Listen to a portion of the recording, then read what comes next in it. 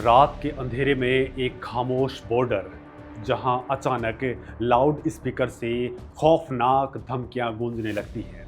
सामने से खतरनाक हथियारों और लाठी डंडों से लैस भीड़ जमा होकर के लाइन की तरफ बढ़ने लगती है और उनकी आड़ में एक देश की वर्दीधारी फौज भारत के जवानों पर अपनी बंदूकें तान देती है। दोस्तों, ये किसी एक्शन फिल्म का सीन नहीं है, बल्कि ये बिल्कुल इसी वक्त भारत और बांग्लादेश के बॉर्डर पर हो रही सबसे डरावनी असलियत है।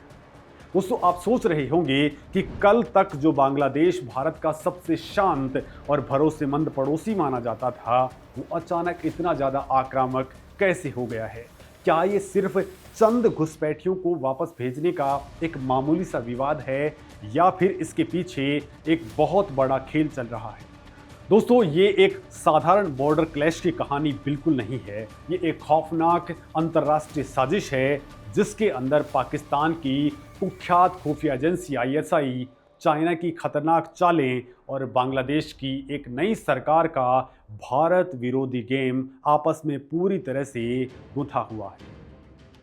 नमस्कार दोस्तों, मेरा नाम है मुकेश और आज हम इसे डिकोड करने वाले हैं कि बॉर्डर के ऊपर आखिर ये आमने सामने वाली नौबत क्यों आ गई है, क्यों माहौल इतना ज़्यादा आक्रामक हो गया है। तो दोस्तों, असम के श्रीभूमि जिले के बिलबारी बॉर्डर के ऊपर जो कुछ भी हुआ है, उसने भारत के पूरे सिक्योरिटी आर्किटेक्चर को पूरी तरह से झकझोर कर रख दिया है।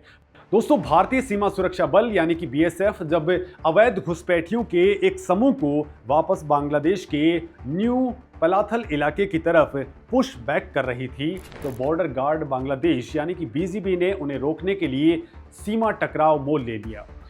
बात सिर्फ मामूली बहस या कहासुनी तक ही सीमित नहीं रही। BGB ने लाउड स्पीकर पर खुलेआम चेतावनी दे डाली कि अगर भारतीय जवानों ने अपने कदम पीछे नहीं हटाए तो वो सीधे गोली चला देंगे। और दोस्तों, इसी धमकी को और ज़्यादा खौफनाक बनाने के लिए कुछ ही मिनटों के अंदर बांग्लादेशी गांवों से सैकड़ों लोग दराती, चाकू और भारी बांस के डंडे लेकर के जीरो लाइन पर जमा हो गए।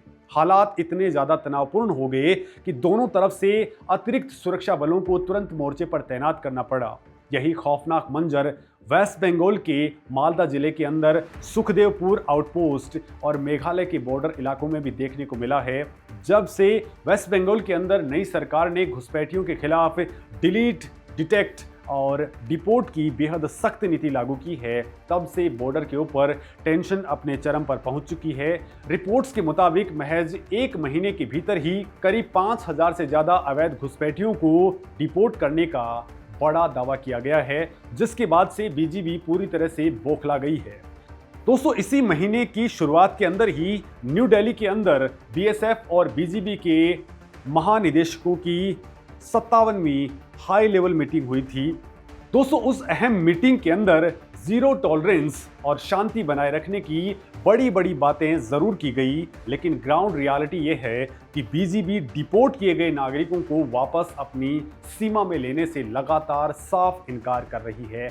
लेकिन असली सवाल यहाँ से शुरू होता है, आखिर BGB को इतनी हिम्मत कहां से मिल रही है कि वो दुनिया की सबसे पावरफुल फोर्सेस में से एक के सामने इस तरह आंखें तरेर सकती है। और यहीं पर दोस्तों कहानी का सबसे इंटरेस्टिंग पॉइंट आता है, क्योंकि जो बात सामने दिख रही है, असली खेल उससे कहीं ज़्यादा बड़ा है। इस पूरे बवाल की जड़ें बॉर्डर पर नहीं, बल्कि ढाका के सत्ता के गलियारों और रावलपिंडी के खुफिया कमरों के अंदर गहराई से छिपी हुई है। दोस्तों, आपको अगस्त 2024 का वो समय ज़रूर याद होगा जब शेख हसीना को हिंसक तख्तापलट के बाद में रातों रात सत्ता छोड़कर के तुरंत भारत की ओर भागना पड़ा था। वो सिर्फ एक सरकार का अचानक गिरना नहीं था, बल्कि वो भारत के लिए एक बहुत बड़े स्ट्रैटेजिक एडवांटेज का हमेशा के लिए ख़त्म हो जाना था।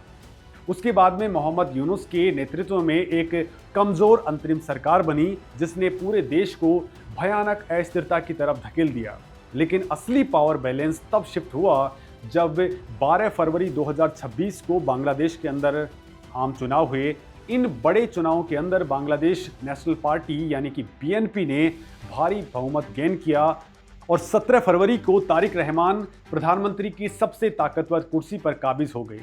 बीएनपी का इतिहास हमेशा से घोर भारत विरोधी और कट्टर पाकिस्तान समर्थक का रहा है। शेख हसीना के सुनहरे दौर में भारत और बांग्लादेश के बीच में जो बेहतरीन डिप्लोमेटिक सिग्नल और बहुत ही मजबूत डिफेंस इकोसिस्टम डेवलप हुआ था, नई सरकार एक सोची समझी स्ट्रेटेजी के तहत उसे पूरी तरह से खत्म कर रही है।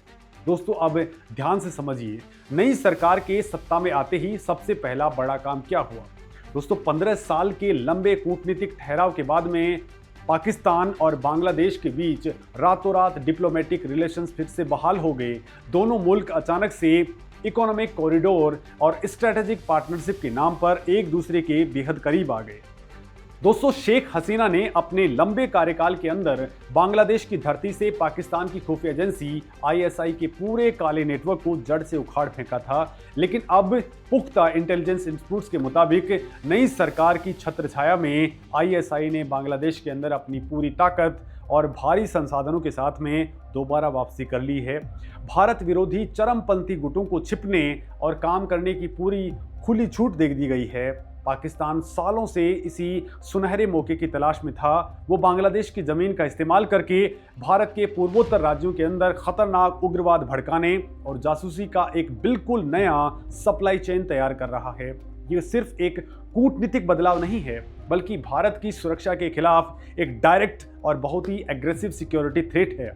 दोस्तों पाकिस्तान अच्छे तरीके से जानता है कि वो सीधी जंग के अंदर भारत का मुकाबला कभी नहीं कर सकता है, लिहाजा वो प्रॉक्सी वॉर और इनफिल्ट्रेशन के जरिए भारत के इंटरनल सिक्योरिटी मैकेनिज्म को पूरी तरह से डिस्टेबलाइज करने की साजिश रचता रहता है। और इसी खौफनाक साजिश के अंदर पाकिस्तान अकेला बिल्कुल नहीं है। पर्दे के पीछे से एक और पावरफुल देश इस पूरे नैरेटिव को कंट्रोल कर रहा है और वो देश है चाइना। दोस्तों नई बीएनपी सरकार का झुकाव खुले तौर पर सीधे चाइना की तरफ है। चाइना इसी बड़े पॉलिटिकल शिफ्ट का पूरा फायदा उठा करके बांग्लादेश के अंदर तेजी से बड़े बड़े इंफ्रास्ट्रक्चर प्रोजेक्ट लगा रहा है। चाइना अपनी स्ट्रिंग ऑफ पर्ल्स यानी कि भारत को चारों तरफ से घेरने की नीति को और ज़्यादा मजबूत कर रहा है।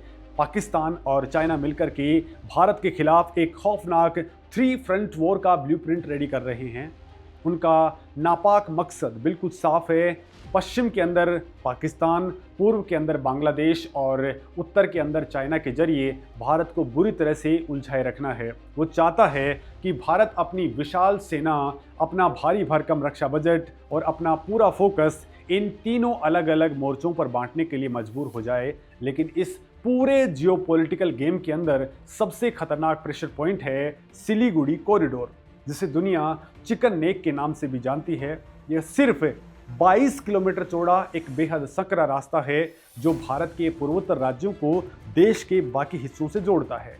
दोस्तों गहरी साजिश ये है कि असम और बंगाल के बॉर्डर पर लगातार तनाव बढ़ा करके और भारी तादाद के अंदर अवैध घुसपैठ करा करके इस बेहद संवेदनशील इलाके की डेमोग्राफी को हमेशा के लिए बदल दिया जाए। अगर इस संवेदनशील इलाके के अंदर थोड़ी सी भी अस्थिरता फैलती है तो किसी भी बड़े मिलिट्री क्राइसिस या वॉर के टाइम में भारत का अपने ही पूर्वोत्तर राज्यों से संपर्क पूरी तरह से कट सकता है। ये भारत की संप्रभुता और अखंडता के ऊपर एक सीधा, सटीक और सुनियोजित प्रहार करने की खौफनाक तैयारी है। इसके अलावा दोस्तों बांग्लादेश की नई सरकार एक और बड़े डिप्लोमेटिक वेपन का इस्तेमाल कर रही है और वो है पूर्व प्रधानमंत्री शेख हसीना का प्रत्यर्पण। दोस्तों तारिक रहमान की सरकार शेख हसीना को वापस ढाका लाने के लिए भारत पर भारी अंतर्राष्ट्रीय दबाव बना रही है। बॉर्डर पर जो भी बीएसएफ और बीजीबी के बीच में हिंसक गतिरोध हो रहा है उसे भारत पर प्रेशर बिल्डअप करने के एक टूल के तौर पर चालाकी से इस्तेमाल किया जा रहा है। ये एक तरह से इंटरनेशनल ब्लैकमेलिंग है जिसका सीधा मकसद भारत को कूटनीतिक बैकफुट पर धकेलना है। दोस्तों क्या भारत इस पूरे ग्लोबल ऑर्डर के बदलाव और इस खोखली धमकियों के सामने शांत बैठा हुआ है? तो ऐसा बिल्कुल नहीं है। भारत ने इस पूरे अंतर्राष्ट्रीय षड्यंत्र की कमर तोड़ने के लिए बहुत ही साइलेंट लेकिन बेहद लीथल स्ट्रैटेजी अपनाई है। भारत को अच्छी तरीके से पता है कि बांग्लादेश की लड़खड़ाती इकोनॉमी बहुत हद तक भारत के साथ में ट्रेड पर ही निर्भर करती है। दोस्तों, भारत ने अपने स्ट्रेटेजिक ऑटोनॉमी का पूरा इस्तेमाल करते हुए बॉर्डर के ऊपर अपनी ट्रूप्स डिप्लॉयमेंट को कई गुना ज़्यादा बढ़ा दिया है। भारत का पूरा इंटेलिजेंस ग्रिड अब बॉर्डर के ऊपर पूरी तरह से एक्टिवेट कर दिया गया है। भारत अब चुपचाप बांग्लादेश के अंदर मौजूद उन तमाम एंटी इंडियन एलिमेंट्स की फाइनेंशियल सप्लाई लाइंस को बेरहमी से काट रहा है, जिन्हें विदेशी फंडिंग मिल रही है। दोस्तों, भारत सरकार ने अपने एक्शंस से साफ कर दिया है कि वो अपनी नेशनल सिक्योरिटी के साथ में कोई भी छोटा या बड़ा समझौता नहीं करने वाला है। दोस्तों, बांग्लादेश को ये कड़वा सच समझना ही होगा कि पाकिस्तान और चाइना के हाथों का मोहरा बन करके वो खुद अपनी बर्बादी की नई इबारत लिख रहा है।